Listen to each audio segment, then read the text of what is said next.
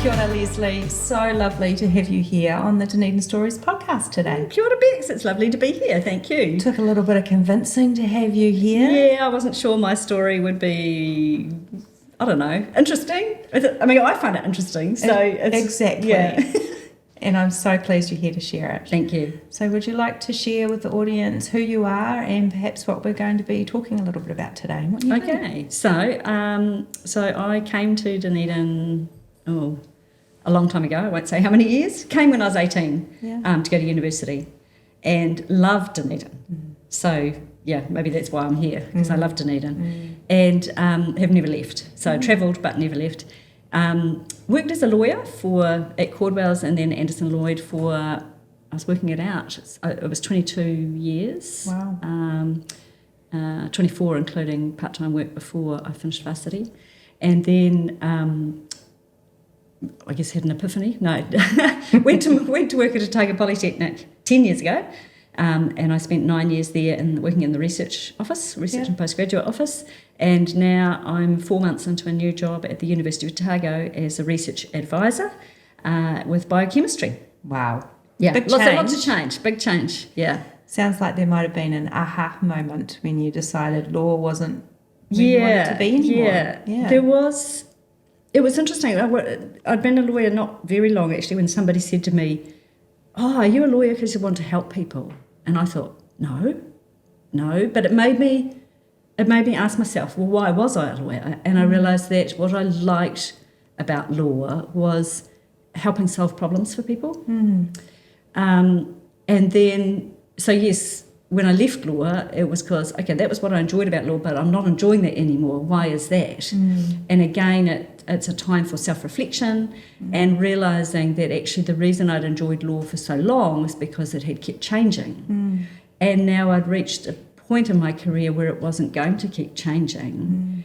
And actually I thrived on still learning and I wanted the next new thing kind of thing. Yeah. So that was actually quite helpful to realise, okay, I need to do something different. Yeah. And went to work at Otago Polytech, which was a fantastic place where I learned lots more. Did my masters while I was there, but learned lots more about how privileged I am, particularly compared with Māori, with most Māori in New Zealand, in terms of my upbringing and so on.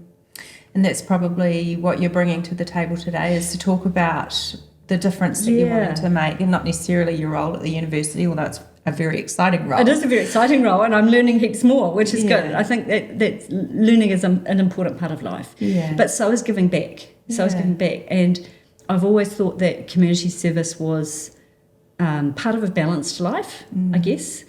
And for me, as somebody who's had a stable family upbringing, a good education, financially secure, good health, I'm someone to whom much has been given, and I think much is expected of those to whom much has been given, and so I have that responsibility. Well, I feel it as a responsibility to give back. Yeah, acknowledging our privilege is really important, isn't it? It is, yeah. So one way I'm giving back, particularly at the Polytechnic, but continuing opportunities now at the university, has been learning more about, I guess, how the experience of many Māori is so different to my own experience, and how I can support them in their journey. And I think that's important because if Māori thrive, then obviously that's good for them, but it actually is good for all of us. And I think that would make Dunedin a stronger, more vibrant, more successful city. Something to be really proud of. Yes, it would be, yes, if we can. And so if I can, in learning to pronounce te reo correctly, in observing tikanga, in, calling out racism when I see it, if I can do small things like that, that help to make Dunedin a better place, an easier place for Māori to thrive, then I should be doing that. Not because I'm guilty, but because I'm speaking from a position of privilege, and so I can help others. 100%. Yeah. So that's one way I give back. Yeah. Yeah. Was there another Well, you and I served together, we of did. course, on the Business South We Board, did. although I've known you from long before that. And so that another way for me is through my governance roles. Yeah. And so I've always, always, for a long time, have been involved in governance roles of one kind or another. Yeah. But I've also made the decision that I always want those to be voluntary, like non-profit roles. So I'm no longer on the Business South Board, but I'm chairing the Trades Apprenticeship Trust now, which is helping small and large employers to host apprentices and to do that well and to support those apprentices through their learning. So again, still involved with the Dunedin business community in that way. And I'm also on the board of the Cancer Society, Otago Southland, and working more and more closely actually with the board of Canterbury West Coast Cancer Society as well. So those are the two governance roles that are currently on my radar. Fabulous. Yeah. You would have been celebrating the recent change to the NTA. Yes. With the slight increases. That was one of the things. Enough, yes, because so many people have to travel to get treatment for cancer, and the rate had been fixed for far too long and didn't reflect the actual costs of travel. Yeah. So that's an acknowledgement at least that it did need to be increased. It has been increased. Yeah. Thank you so much for sharing, the why you do what you do. Yeah. And as we both know, we need to talk about this so that we inspire others to do the same with their time and energy. And there are different ways people can give back. So for me, the governance roles, for example, is appropriate for who I am and for the skills and experience that I bring. But for many people, it might be coaching a children's sports team or refereeing or something, but it's something that might be less public eye, less sitting around a table, but it's finding some way to give back. Yeah, and there is hundreds, if not thousands, of ways that people can do that here in Dunedin. In Dunedin, and each time you're doing that, you're contributing to building Dunedin. It's a stronger community, stronger relationships, and so on. And I love the people and the networks you create and enjoy as part of that process as well. Yeah, and you learn more and more about what makes a difference and how people are affected that you wouldn't know otherwise. That's right. You have your own lens, don't you? Yeah. So another way that something I've recently got involved with actually last year was again, it's about connecting people, which is 100 plus Dunedin people who care. So Nick Berryman started that last year, and he was inspired by seeing something similar overseas. And it's not 100 plus people yet, but that's a goal. And the idea is that you're pooling your resources so that together you can make more of a difference, basically. And so we meet together every 3 months. So it's only an hour and a half every 3 months and $100 every 3 months. And you contribute your $100 and it's pooled with the other people's $100. And you get to hear from 3 charities who present, and they've got 7 minutes each to present, and then you vote. So the people in the room vote for which charity will get the money. We twist on Dragon's Den. Yeah, I suppose. Yeah, it is really. So it's charities pitching pitching for their thing. So it's bringing, again, it's a completely different group of people in the room, but it's connecting people who want to give back with the charities. And one of the rules is that they have to be Dunedin. The money has to be spent in Dunedin to benefit the Dunedin community. So that's why we're there, is we want to actually support Dunedin. That's really beautiful. And right up your alley. You'd have to come. I have not heard of it, which blows my mind. So I'm really keen to explore what that looks like. Yeah, 100%.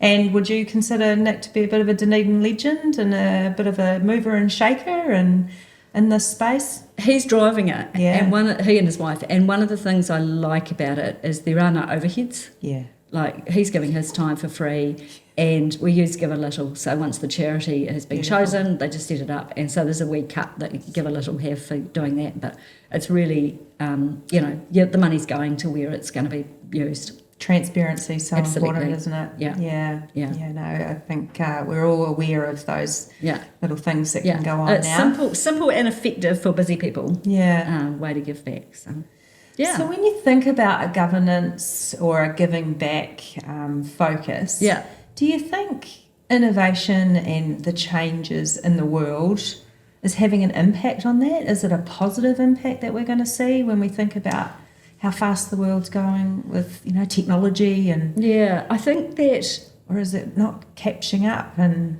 yeah, I mean, we don't have a culture here of big philanthropy like in the United States. There are some in New Zealand, but not so many. But I think that there's growing recognition that giving back is important for the giver, not just for the recipient. Yes. And I was really interested a few years ago that there were 5 ways to mental wellbeing came out in New Zealand, and one of them is to give back. And I think that recognises that there's benefit to the giver as well. Yeah. And I think about innovation and in this space. Yeah. And every day, most likely, there is an organisation collecting funds on the street. Yeah. Now, we're moving to a cashless society. Yes. So that is, that needs to catch up. I know. How do we still give in a really seamless way? Yeah. Using technology. QR codes are one option. Yes. But you're right. I've done some of that, standing with a bucket on a street, and people go no cash kind of thing. Yeah. And we're like, and it's still expensive to hire an FPOS machine. So that's really difficult. Yeah, exactly. So the Cancer Society, we still have our Daffodil Day every year, but we're also looking at other ways in terms of corporate sponsorship and events and other ways to say, actually, how can we how can we diversify our revenue so we're not just dependent on people standing on street corner with buckets? Because of recognising that issue. Yeah. And also people it's not just not carrying cash, it's also the economy. The cost of living is going up, and people find it hard even to spare $2 or $1 or $5 or whatever. Yeah, that's right. So that is an issue for people. I do think I'm going to take that wee suggestion to the DCC. They could have a shared pooled FPOS facility that the charities could use. Yeah, that's a good idea. There we go. We'll grab that one. Yeah, that is a good idea. Because then it's interesting, isn't it? Because you want to support the work that they're doing. And in some cases, it's sad that the charities do have to pick up a lot of those things. There's a limit to what the health service or the local government are going to do. Yeah. And there is a place, and there probably always will be a place for charities.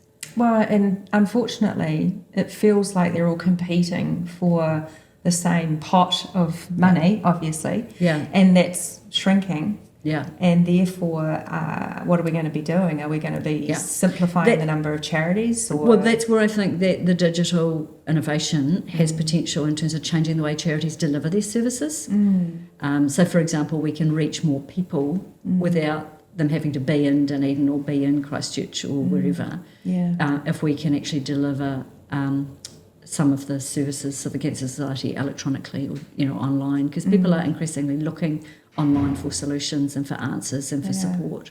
We still want a daffodil though, don't we? We still want a poppy. We still want to acknowledge that in some physical way. Correct. Yeah. That's still important to people. We're not going to solve that today, are we? No, we're not going to solve it today. but that's one of the privileges of being involved in a governance role, is you're around the table having those kind of discussions. What is our strategy? What does the future look for? I remember them vividly. Yes. They were great conversations. Well, also with the Cancer Society, we're just so conscious that it's going to become an issue for more and more people as we have an ageing population. And so it is important that we find ways to deliver services to all of those who are going to want them. Well, quite clearly you're a passionate person about Dunedin. Yeah. So we've got a bunch of Dunedin questions, haven't we? So let's say you've got a friend visiting who hasn't been to Dunedin before. Yes. And you want to take them somewhere that's quintessential Dunedin from a view and a experience, if you like. Where are you going to take them? It would depend on the person. Of course. But Tunnel Beach would be up there. It's got a new track, I hear. Yes, I haven't been recently. I should go there again. Yeah. But if I was taking them, if it was somebody who doesn't walk, I always take people to, I would take people to the Rob Roy Dairy. Oh, would you? Yes, I would. If I was taking somebody somewhere to eat, yeah, because of the ice creams. Yeah, of course. Yeah. It's just an absolute legend, isn't it? It is a legend. That is my go-to. Is it go-to for sale? place to take visitors. Oh, I haven't heard. I think it was for sale and it may have been sold. So I hope the they keep the ice cream custodian parlour. who's had it for a very long time was handing the reins over. So I suspect if they tried to change the ice cream, there might be a bit of a that's right. fight on And it's their just hands. so nice because you've got the garden there with the memorial for Archibald Baxter and others. So you've got a place to sit and have your ice cream. Yeah. Or actually once I bought an ice cream and then went to the Playhouse Theatre and, so it's good. I love that. We haven't had that answer before. Oh, Thank really? you, Lesley. Yeah, no, Rob Roy Dairy is good. What about a lunchtime session? You want to take them out for a beautiful meal, lunchtime in Dunedin? If it's during the week, Good Earth is good. Yeah. Because it's handy for work It's for handy me. for and you. Otago Museum is also handy for me. Delicious And they're both food. delicious food. Yeah. Beautiful. Especially with precinct now at Otago Museum is good. And the weekend, Copper up in Murray Hill. Shout out to Copper. Shout out to Copper. Okay. Yeah, and I do go to number 7 as well. Yeah, we get a lot of shout outs for number but 7. But I do enjoy Copper, so yeah, shout out to Copper as well. Oh, So, that's beautiful. so those have been my lunchtime go-to places. Umbrellas is also another one I go You've back got a to. few. Well, yeah, not very often, sadly. Yeah. But yes. What about that quintessential event that's in the calendar every year that you have to attend? The Regent book sale. Oh, okay. Yeah, every year. Yeah. So I've got memories back from when I was a student, going home at 2 a.m. with a load of books, kind of thing. So we try to give more than we buy each year, because otherwise there's a limit to how many bookshelves you can buy. Yes. So every now and then we have to buy a new bookcase. I suspect you might have a few books. We have got a few books, but I do. We do. We missed the cut this year to donate, so we've got a big pile at home that we need to take in for next year's sale. And do you stay for some of the entertainment as well? Well, they don't have entertainment now because it's at the Eka Centre now. No, so it's quite different. But I have to say, I do quite like having more space to move around. So yeah. So thank you, Alison Cunningham, for keeping that tradition going. Shout out there. Yes. I performed at the Regent book sale a few times. Yeah. But very late or early morning because, the big names were. And also it's part of the event is going in the middle of the So night. much fun. Yeah. What about the tricky question that people usually struggle with, but I suspect you might have an answer? Yeah. If you could have an Ocho hot chocolate with a Dunedin legend or a Speight's or a glass of wine, who would that be, Lesley? I have thought about this one, and it would be Janet DeWatt. Okay. She's a painter. Janet. She's a really funky lady. You would like Janet. Yeah. So you should talk to Janet. I'm going to add her to the Dunedin stories list. Yes, do. And I will enjoy listening to her story too. But that's why I'd like to have chocolate with her, hot chocolate with her, is because I admire her painting. Yeah. I also admire her sense of style, but also the community. She's a community artist and she's been working with Bathgate School. And so I admire what she does as well as her painting. And I think she's a cool person. That would be awesome. So now I've got to ring her up. You're going to have to. I have to ring her up. Yeah. And let her know that she's going to be on the Dunedin By the Stories way, podcast. And invite her for hot chocolate. Yeah. We have a little bit of a surprise feature now. It's called the Sweet 16. I don't know if you've been aware of this. I didn't give it in the heads up. But it's basically quick fire questions just to get to know you a little bit more. So, beach, bush, or a day spa, Lesley? Bush. Bush. Definitely bush. Very common. It's one of the things I really like about Dunedin is the whole Silver Stream and Swampy Summer area. Okay. So I've done lots of day tramps up through there and or day walks, I suppose. Day walks, beautiful. Take a picnic lunch. Cyndi Lauper or Madonna? I have to say Madonna. Oh, okay. Not because I'm a fan, but because my husband is. I see. Likes Madge. Yep. Beautiful. Country or classical music? Classical. Yeah. I learned piano at school. Beautiful. Now, I know the answer to the coffee or tea because we talked about this before you it's tea, came. definitely tea. You're a tea lady. Yeah. Are you a morning person or a night owl? More of a night owl, but I try to be sensible about it because I have to get up in the morning. Hard habit to break, isn't it? Yeah. I get it. Yeah. But if I'm reading a book I'm really enjoying, then I'll find it hard to put down. Well, beautiful segue. Because fiction or non-fiction? Mostly fiction. Yeah? Yeah, yeah. What are you Although I reading? did actually start keeping a track a few years ago of what I was reading, and I was surprised it was up to a third of non-fiction, which I did find surprising, but it is mostly fiction. So fiction is my go-to. What are you reading at the moment? Or what have you read recently? Oh, well, actually, at the moment, I'm reading a book by Alice Walker, who wrote The Colour Purple. Oh. And this is not that book, and it's called Possession of Secret Joy, I think it is. Okay. It's not an easy read. What makes it hard? Female circumcision. Oh, wow. Yeah. Okay. So, not an easy read. No. But I've just finished reading The Fraud by Zadie Smith. Okay. Which I really enjoyed. Okay. So I thought, I really, really enjoyed that. So historical fiction, which was her first historical novel, but I just really liked all the characters and leaves you. It's very well written, and it leaves you at the end with more questions. So it's called The Fraud, and it leaves you with like, well, who actually is the fraud here? Ponder that one. And think about yourself in the story, and so that's good. Thought-provoking. Nice. Are you a hugger or a head nodder? I'm a hugger. You're a hugger. Yes. Diamonds or pearls? Pearls. I have been honoured to have 3 pearl necklaces. Wow. My grandmother's, my grandmother-in-law, and my mother's. That's a lot of pearls being gifted So to you. so I feel treasured. they are. That's one thing I've learned about how objects can have whakapapa as well. Yeah. And all 3 of those necklaces have whakapapa. Yeah, that's beautiful. Which is really lovely. So So obviously other people think I'm the person who wears pearls. so But they're being gifted. So yeah, they've got which is extra really meaning. lovely. Yeah. Chocolate or vanilla? Chocolate. Summer or winter? Oh, It's a tough one, isn't it? that's one thing. Another thing I like about Dunedin is that we do have seasons, which means you can have different wardrobes for different seasons. I know. And you can change your clothes up, and I quite like that. Yeah. Actually, so I love do, winter for the and coats. yes, I do enjoy the brisk mornings, and and it doesn't. Like, we don't get rain like in Auckland. No. Not real heavy. No. We get light showers and It and gets cold. But it does get cold, but then you have, at this time of year, we have some beautiful days. So I like having both seasons. You're allowed to be balanced in Yes. some of these Yeah. questions. That's fine. Oh, good. City life or countryside? I grew up in the country on a farm. Yes. Would you go back? No, I wouldn't go back. Fair enough. I wouldn't go back. I love that upbringing, and part of me is still sad that, my kids are city kids. Yeah. But I wouldn't go back. No. No. Sweet or savoury? Savoury. Yeah. Yeah. Good. Unless it's caramel. Oh, caramel. I love caramel. Yeah.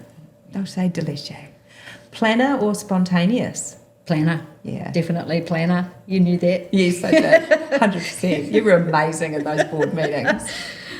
It was fantastic. Netflix or go for a run? Gym. Okay, we're allowed. We'll Yeah. let Is you that do okay? Yeah, that's fine. Yeah. So rather than I sit don't down watch and binge much something- TV. I don't watch much TV, but I do go to the gym 4 times a week. So Wow. yeah. And you bike everywhere. Well, only when I come active into lady. town. When you come into Yeah, I town. keep my bike at work and come into town. So Brilliant. I do like that Dunedin's becoming more bike friendly. It makes me more It confident. sure is.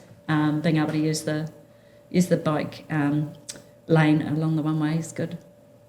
Sunrise or sunset? This morning it was sunrise. Well, not that we saw it behind the clouds, but sunrise or sunset? Probably sunset. It's beautiful. Sunset. So earlier this year it was a Saturday night, and I thought, let's not cook. So I think I got a bacon and egg pie out of the freezer, which we have for picnic lunches when we're tramping. And we just went down to Tomahawk Beach and had dinner on the beach, tea on the beach. Yeah, beautiful. So that was We just get nice. a lot of shout outs for Tomahawk Beach. Yeah, it was a bit sandy. like the wind was blowing the sand. It's a bit sandy at the beach. No, but the wind was blowing the sand is what I meant. Yeah. But yeah, it's not. I hadn't been to Tomahawk Beach for a long time, so my sort of go-to beaches would really be Allen's Beach or Boulder Tomahawk's Beach. I like dog friendly. I like Boulder Beach as well. Oh. Yeah, that's good. And last one is comedy or horror? Comedy. You got a Yeah. favourite? No, that's all right. sorry. That's okay. Well, that was a lovely Yeah, insight interesting. into you. Thank you Yeah. for sharing those. Yeah. The last question we have is, if you had the power to affect change or to see a change happen in Dunedin that you think would have the biggest impact, maybe for what you're involved in or the city as a whole, what do you think that would be? I think that I would like to see more traction quicker on South Dunedin. Like we know we know it's going to happen. Yeah. It's going to flood. Yeah. It's just a question of when. And so I really feel for that community because they're living with that insecurity of not knowing when or what the implications are for them and what happens if they own a house or even if they're renting. You know, that's where they're settled. It's the community they're part of. Yeah. How do you up sticks and move people and retain that community? Yeah. Or how do you insulate them where they are, you know? And there are no easy answers. I think now we're starting to ask the right questions and there are some good ideas out there. We need to go a little bit faster. It just needs to go a little bit faster and it would have been nice to have started sooner. So so more traction on that would be I think that would be huge, hugely important. Thank you, Lesley. It's been an absolute pleasure. Yeah. Look, if there's people in the community that would like to touch base with you and inquire about the not-for-profit or the governance element, how would they do that? LinkedIn. LinkedIn's Probably my go-to. So search for Lesley Brook. Lesley Brook on LinkedIn. Connect. It's not a common name. No, it's not. Well, not in Dunedin. There's one in the UK, I think, Yeah. and there was a racehorse. And so once at Wingatui, I did go and meet Lesley Brook. Oh wow! Yeah. Oh, you have to listen to the race, the guy that's calling out the horses in the race one day. Yeah, no, not anymore. This is a few years ago. Lesley Brook had a very short career. Brilliant. But did win some money for somebody who said they bet on her just because of the name. That's fantastic. Wasn't that lovely? It is. Again, thank you so much for joining us.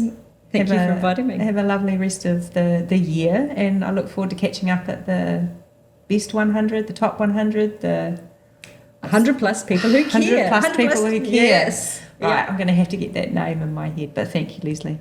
Pleasure. Thank you.